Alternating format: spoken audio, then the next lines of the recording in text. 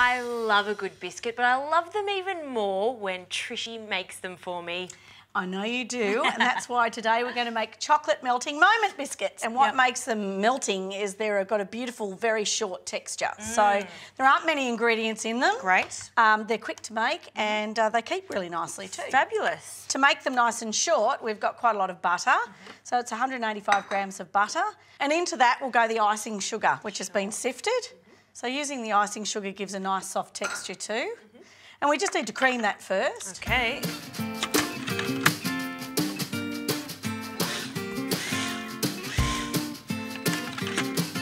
Oh, how's that? Pretty good. Oh, you seem impressed. I am impressed. I am impressed. Okay, then we need to add some custard powder, which is going to add flavour, and some flour, and also the most important part of a chocolate melting moment is some cocoa. We're using the Cadbury Bourneville cocoa today, which has got a rich chocolatey taste, and you can have a couple of tablespoons there. Because this is going to mix through thoroughly, doesn't necessarily need to be sifted. And lid on.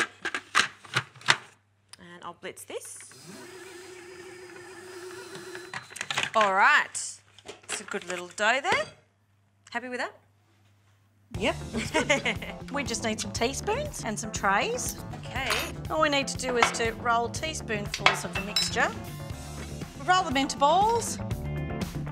Pop them onto the trays.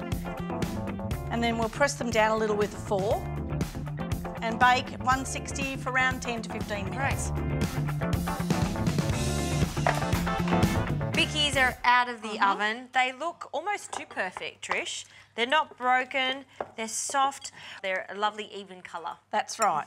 What does biscuit mean? Have you ever thought about that? Well, I have, as a matter of fact. Biscuit actually means twice cooked. Obviously, you cook in the oven, but then you bring it out to allow it to continue cooking on the tray. Who knew, eh? You're not just a pretty face. No, it's true. So true.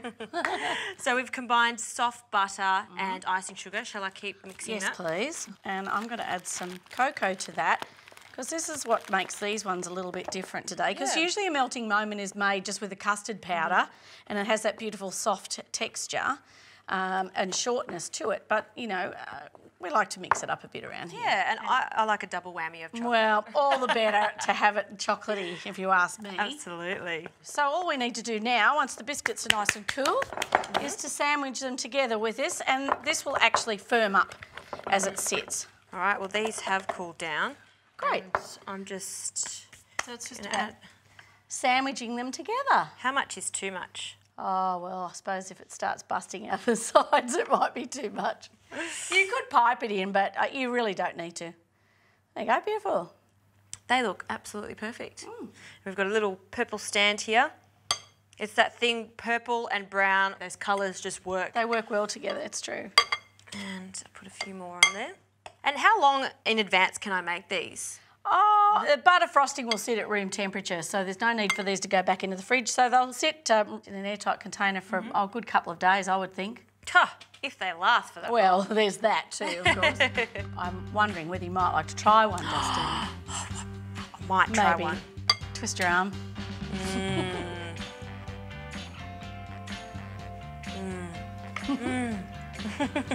You wonder why they're called melting moments. And then you have a taste and it all makes sense. It's just that melt in your mouth. soft crumb. It's that delicious frosting, that butter frosting in the centre. You know, I like the original ones, but the double whammy of chocolate, I love them even more. Me too. Mm-mm-mm.